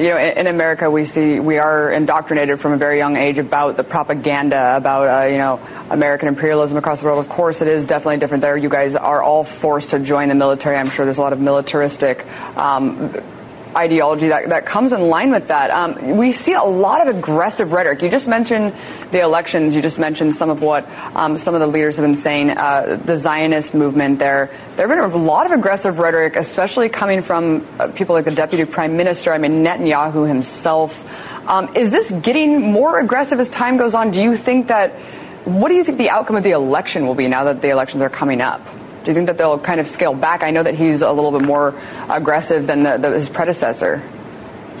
To be honest, I don't think that Israel has radically changed. Everyone's talking about how Israel has become more right-leaning. I think that Israel has always been, by definition, a colonialist project and demanding, like I said, Jewish exclusivity. And I think that has always framed Israeli politics. What we are seeing now, more recently, I think, is just an unmasking of that, an unveiling of sorts. And so people are just being more honest about the colonialist imperialist project that Israel is. So I don't think that it's radically different. I see this current operation in Gaza right now as clearly one that is geared towards the elections. Netanyahu has received a lot of pushback over the last 2 years for his neoliberal policies that are unpopular in a country where overwhelmingly there is a very strong support for the welfare state, and he has really privatized a lot, and he's a big neoliberal, and so he's received a lot of pushback for that. And what better way to divert the public's attention from his neoliberal policies than by uniting against a common enemy in Gaza? Indeed, as we saw during Caslet, another time of elections. Really interesting point there, Maya. I mean, it just seems like the aggressive rhetoric saying they want to flatten Gaza. I mean, we have Sharon's son saying that in op-eds, that they want to bomb them back to the Middle Ages, that they want to just pretty much exterminate people. I mean, it's really insane to hear this coming from actual government leaders. But let's talk about the military. Let's talk about the fact that everyone has to serve in the IDF. I mean, are there any kind of grassroots initiatives happening in Israel that are trying to end this mandate that says that every Israeli must serve? Unfortunately, the resistance movement in Israel right now against the military is very, very small. To call it a movement, in fact, would be an exaggeration. There is an overwhelming support for the military as an institution in the country. And what are you doing? I know that you've been working tirelessly for years, I mean, ever since you refused to serve, about this issue, reaching out, awareness. What organizations are you involved in? Who are you working with? And how can people get involved? I feel like as Americans, we're really helpless looking at our government sponsor this occupation with our tax dollars. I mean, we pay over $3 billion in military aid for Israel. What can we do, and how can people get involved, Maya? Right, so that's a really great question, and I think part of the initiative, I'm currently living in New York, and part of the initiatives I'm involved in is really reaching out to the American public, educating the American public about their complicit role, and often direct role. Like, as you said, not only does the United States sponsor Israel militarily with $3 billion a year, it also vetoes every UN resolution that challenges the exclusive Jewish Israeli law over Israel and Palestine, and it really is the last sort of stronghold that Israel has. I think Europe has become much more critical, and I think it's really important to educate the American public about where their tax dollars are coming from, and what there are many companies, in fact, multinational corporations, American corporations, that are invested in the occupation itself, and that actually profit from the continuation of this regime. And I think it's very important to join campaigns that are going on. So I can just mention several campaigns that are going on in the United States right now. There's a U.S. campaign to end the occupation. There's Jewish Voices for Peace that have many divestment campaigns and initiatives going on. There's really many different organizations working to educate the American public. And if people would want to check them out and join them, that would be very, very important in mobilizing, because the Israeli public right now cannot be counted on to end the occupation on their own. They need pressure from the United States. That was activist Maya Wind. Welcome back to Hardball. We're back with the 39th President of the United States, Jimmy Carter. His new book is called Palestine, Peace, Not Apartheid. And President Carter, why did you use the word apartheid in the book's title? Well, let's look at the entire title, if you don't mind. The first word is Palestine, which involves the land that belongs to the Palestinians, not the Israelis. I didn't refer to Israel because there's no semblance of anything relating to apartheid within the nation of Israel. And I also emphasized the word not, that is peace and not apartheid. That's what I hope to accomplish with this book, is to move toward that goal. But there's no doubt that within the occupied territories, Palestinian land, that there is a horrendous example of apartheid. The occupation of Palestinian land, the confiscation of that land that doesn't belong to Israel, the building of settlements on it, the colonization of that land, and then the connection of those isolated but multiple settlements, more than 200 of them, with each other by highways on which Palestinians can't travel, and quite often where Palestinians cannot even cross. So the persecution of the Palestinians now under the occupied territories, under the occupation forces, is one of the worst examples of human rights deprivation that I know. And I think even worse, though, than a place like Rwanda? Yes, I think, yes. You mean now? Yes. I think the impression now of the Israelis, of the Palestinians by the Israelis, is worse than a situation in Africa like the oppression of Rwandans and the Civil War. I'm not going back into ancient history about Rwanda, but right now, the persecution of the Palestinians is one of the worst examples of human rights abuse I know, because the Palestinians... You're talking about right now. You're not talking about, say, I'm not talking about ancient history. No. Well, Rwanda wasn't ancient history. It was just a few years ago. You can talk about Rwanda if you want to. I want to talk about Palestine.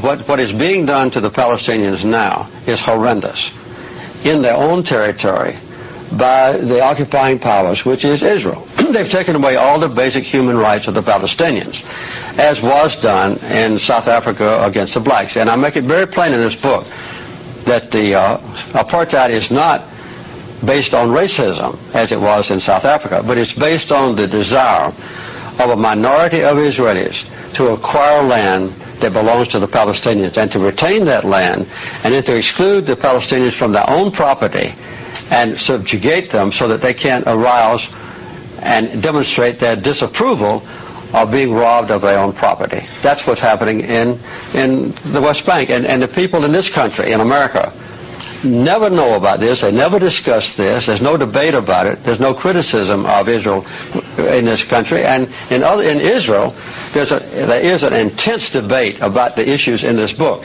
In this country, no. I agree. I mean, I wish we had that sort of debate that they're having in Israel. I wish we had that in the United States. But give us a sort of sense, how much of the responsibility for the conflict, the Israeli-Palestinian conflict, do you think belongs to the Israelis for their tactics like seizing land and occupying territory that didn't belong to them? How much of it is the responsibility of the Palestinians for their suicide terror attacks and their bombings within Israel proper?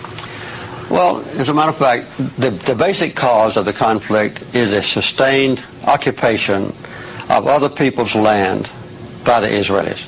And this is a direct violation of United Nations resolutions. It's a direct violation of the International Quartet's roadmap. It's a direct violation of the commitments that leaders of Israel have made in the past at Camp David when I was president and in Oslo, promising that Israel would withdraw from occupied territories. They have failed to do so. In response to that, and I'm not excusing them, there have been acts of violence. As a matter of fact, though, Hamas, the number one accused persons of violence, have not committed an act of suicide bombing that caused an Israeli life now since August of 2004. And I hope that they won't do that anymore. The gentleman from Florida is recognized. Thank you, Madam Speaker. I'd like to yield 2 minutes to the gentleman from Texas, Dr. Paul. The gentleman is recognized for 2 minutes. Gentlelady for yielding and ask unanimous consent to revise and extend my remarks. Without objection. Madam Speaker, I rise in opposition to this resolution, not because I am taking sides and picking who the bad guys are and who the good guys are, but I'm looking at this more from the angle of being a United States citizen, an American, and I think resolutions like this really do us great harm. In many ways, what's happening in the Middle East, and in particular with Gaza right now, we have some moral responsibility for both sides in a way, because we provide help and funding for both Arab nations and Israel. And so we definitely have a moral responsibility, and especially now today, the weapons being used to kill so many Palestinians are American weapons, and American funds essentially are being used for this. But there's a political liability which I think is something that we fail to look at, because too often there's so much blowback from our intervention in areas that we shouldn't be involved in. You know, Hamas, if you look at the history, you'll find out that Hamas was encouraged and really started by Israel, because they wanted Hamas to counteract Yasser Arafat. And you say, well, yeah, that was better then and served its purpose, but we didn't want Hamas to do this. So then we as Americans say, well, we have such a good system, we're going to impose this on the world. We're going to invade Iraq and teach people how to be Democrats. We want free elections. So we encourage the Palestinians to have a free election. They do, and they elect Hamas. So we first, indirectly and directly through Israel, help establish Hamas. Then we have election. Then Hamas becomes dominant, so we have to kill them. You know, it just doesn't make sense. During the 80s, you know, we were allied with Osama bin Laden. and we were contending with the Soviets. It was at that time our CAA thought it was good if we radicalized the Muslim world. So we financed the madrasa schools to radicalize the Muslims in order to compete with the Soviets. There's too much blowback. There's a lot of reasons why we should oppose this resolution. It is not in the interest of the United States. It's not in the interest of Israel either. We like war. We like war. We're a warlike people. We like war because we're good at it. And you know why we're good at it? Because we get a lot of practice. This country's only 200 years old, and already we've had 10 major wars. We average a major war every 20 years in this country, so we're good at it. And it's a good thing we are. We're not very good at anything else anymore. Huh? Can't build a decent car. Can't make a TV set or a VCR worth the fuck. Got no steel industry left. Can't educate our young people. Can't get health care to our old people. But we can bomb the shit out of your country, all right? Huh? We can bomb the shit out of your country, all right? Especially if your country is full of brown people. Oh, we like that, don't we? That's our hobby. That's our new job in the world, bombing brown people. Iraq, Panama, Grenada, Libya, you got some brown people in your country. Tell them to watch the fuck out, or we'll goddamn bomb them. Well, when's the last white people you can remember that we bombed? Can you remember the last white? Can you remember any white people we've ever bombed? The Germans, those are the only ones, and that's only because they were trying to cut in on our action. They wanted to dominate the world. Bullshit, that's our fucking job. That's our fucking job.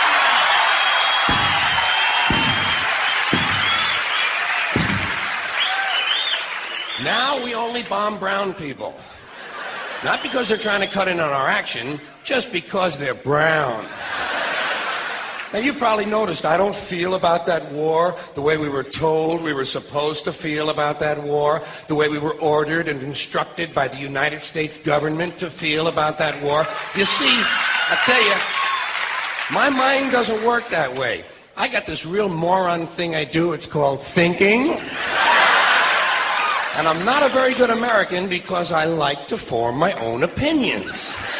I don't just roll over when I'm told to. Sad to say, most Americans just roll over on command. Not me. I have certain rules I live by. My first rule, I don't believe anything the government tells me. Nothing. Zero. Nope. I don't have to tell you things are bad. Everybody knows things are bad. It's a depression. Everybody's out of work or scared of losing their job. The dollar buys a nickel's worth. Banks are going bust. Shopkeepers keep a gun under the counter. Punks are running wild in the street, and there's nobody anywhere who seems to know what to do, and there's no end to it. We know the air is unfit to breathe, and our food is unfit to eat.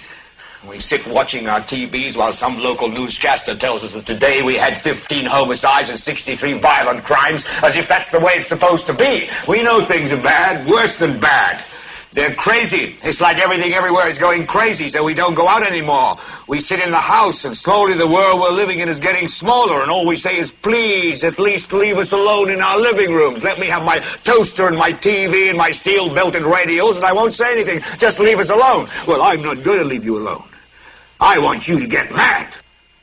I don't want you to protest. I don't want you to riot. I don't want you to write to your congressman because I wouldn't know what to tell you to write. I don't know what to do about the depression and the inflation and the Russians and the crime in the street. All I know is that first, you've got to get mad. You've got to say, I'm a human being. God damn it. My life has value. So, I want you to get up now. I want all of you to get up out of your chairs. I want you to get up right now and go to the window, open it, and stick your head out and yell, I'm as mad as hell, and I'm not going to take this anymore! I'm sorry, but I don't want to be an emperor. That's not my business. I don't want to rule or conquer anyone. I should like to help everyone if possible. Jew, Gentile, black man, white. We all want to help one another. Human beings are like that. We want to live by each other's happiness, not by each other's misery. We don't want to hate and despise one another. In this world there's room for everyone, and the good earth is rich and can provide for everyone. The way of life can be free and beautiful, but we have lost the way. Greed has poisoned men's souls, has barricaded the world with hate, has goose-stepped us into misery and bloodshed. We have developed speed, but we have shut ourselves in. Machinery that gives abundance has left us in want. Our knowledge has made us cynical, our cleverness hard and unkind. We think too much and feel too little. More than machinery, we need humanity. More than cleverness, we need kindness and gentleness. Without these qualities, life will be violent, and all will be lost. The aeroplane and the radio have brought us closer together. The very nature of these inventions cries out for the goodness in men, cries out for universal brotherhood, for the unity of us all. Even now, my voice is reaching millions throughout the world, millions of despairing men, women, and little children, victims of a system that makes men torture and imprison innocent people. To those who can hear me, I say, do not despair. The misery that is now upon us is but the passing of greed, the bitterness of men who fear the way of human progress. The hate of men will pass, and dictators die, and the power they took from the people will return to the people. And so long as men die, liberty will never perish. Soldiers, don't give yourselves to brutes, men who despise you, enslave you, who regiment your lives, tell you what to do, what to think, and what to feel, who drill you, diet you, treat you like cattle, use you as cannon fodder. Don't give yourselves to these unnatural men, machine men with machine minds and machine hearts. You are not machines, you are not cattle, you are men. You have the love of humanity in your hearts. You don't hate, only the unloved hate, the unloved and the unnatural. Soldiers, don't fight for slavery, fight for liberty. In the 17th chapter of St. Luke it is written, the kingdom of God is within man, not one man nor a group of men, but in all men, in you. You, the people, have the power to create machines, the power to create happiness. You, the people, have the power to make this life free and beautiful, to make this life a wonderful adventure. Then in the name of democracy, let us use that power. Let us all unite. Let us fight for a new world, a decent world, that will give men a chance to work, that will give youth a future and old age a security. By the promise of these things, brutes have risen to power, but they lie. They do not fulfill that promise. They never will. Dictators free themselves, but they enslave the people. Now let us fight to fulfill that promise. Let us fight to free the world, to do away with national barriers, to do away with greed, with hate and intolerance. Let us fight for a world of reason, a world where science and progress will lead to all men's happiness. Soldiers, in the name of democracy, let us all unite!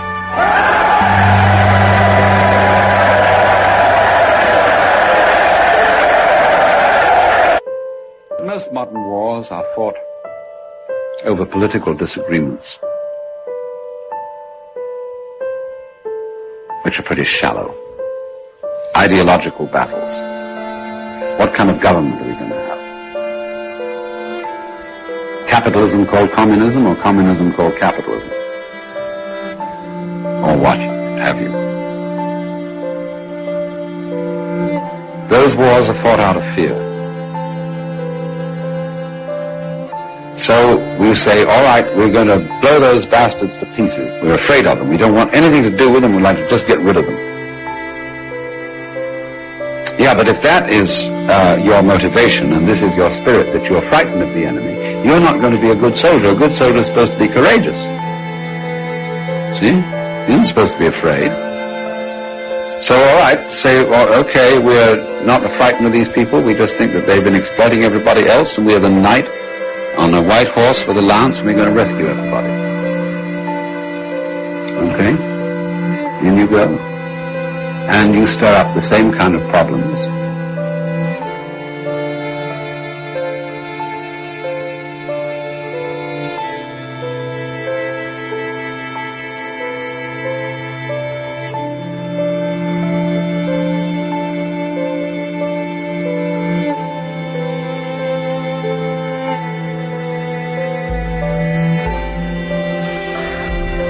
Everybody says the knight on the white horse.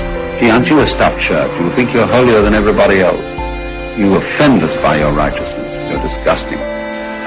You're not even human. And after all, you're a hypocrite. Because you may come on politically with this white horse, but you have all kinds of rackets back home, and you know it. Still, you're courageous. You've won all that courage. You're not afraid of death and all that. So, if you're not afraid of death and all that, the question comes up again. Why fight? What's the point? Who are you protecting? Are you going to teach your children to be afraid? And say, I'll protect my children because they've been taught to be afraid. I'm the father. I've learned not to be afraid. Why didn't I teach my children not to be afraid? If I had, I wouldn't have had to defend them. Because they would have said it's just an illusion and we can dissolve out of this body and appear somewhere else. Because if that is what happens, and it's pretty obvious that it is. I mean, when I say you'll appear somewhere else, everybody who appears is you. Only you can only experience it one at a time. But everybody only experiences themselves in the singular. But everybody's you. Everybody's I. That's our name. We all share that. So there's nothing to worry about in that sense. But if you know that in your heart of hearts, obviously the only strategy that is worth anything at all is not to chop everything up, but to love everybody. Hi, welcome back. Thanks for listening to Truth or Talk. We just played for you an audio of some compilation videos that Virstyne put together. So I'm going to throw it to you, Virstyne, and you can talk about what it is that you did. Yeah, so this second part of the Gaza genocide, I want to focus on the people of Gaza and, and the people that are protesting against, what's going on. So I put together some audio clips of actually people speaking, their side of the story of what's going on in Gaza, because they don't, you're not getting that in the mainstream news. And we're going to put the links up to the in the notes if you want to go check it out and see the video of it, and then if you want to go deeper into it and watch much more clips. So we have that. We have somebody talking about some of the reporters that have been there talking about what they're seeing, what's been going on. I actually found a couple of cool spoken word poems from people from Palestine. A couple of women that did some awesome spoken word poems about their experience. I mean, it's just really good to get the the other side, which you're not being told. It's just really frustrating how people are just buying into the propaganda that they're being fed and just dismissing the other side. It's really interesting too. I found a clip too of Jimmy Carter that talks about Israel and how it was founded. And I guess this is accepted fact that basically Palestine was there and then Israel came in. It was basically like, get the fuck out. You need a place to stay. Now, there were Jews living with the Palestinians before. They were living in peace and harmony before Zionism came in and, did the whole divide and conquer dance, there. Right. But the fact that when Israel was created and they just pushed these people off this land is an accepted fact. I even know, so how is that even, how do people even accept that? I can understand if these Jews from Europe were refugees and they needed a place to stay. And I thought that's what it was. I mean, I thought basically that the Jews came from Europe and was like, hey, we need a place to stay. And then, the Palestinians were like, no, get out. But basically what happened was they need a place to stay. And they were like, okay, cool. But then Zionism came in, was like, get the fuck out. So they basically, I don't understand how people just accept that. Because they make it seem like the Palestinians didn't want them coming there. That's what the narrative, the official story that I think a lot of people believe. So then, you know, a lot of the Jewish people, they're like, oh, well, they're sick and they're mean because they wouldn't let us stay, and they're bombing us, and they're pushing us out, and they're beating us up, and they're picking on us just like the Nazis are. So we're just defending ourselves. But that's not the case. And then when I hear people, politicians, and other people talk about this, it's an accepted fact that they just came in and they've been systematically pushing these people off their land, and now it's gotten to the point where they're about to basically kill this race of people off, or this ethnicity of whatever you want to call it, people off. Yeah. And it's phenomenal. So I have some other just kind of thought-provoking clips that I hope people watch this and it makes them think. I have a couple of I put a couple comedic clips in there as well. So yeah. Well, good job, and thanks for doing that. We're gonna go ahead and close out the show because we have just about run out of time here. But yeah, it's an important issue, and I'm glad that we're covering it. We're getting into this finally and talking about it because it's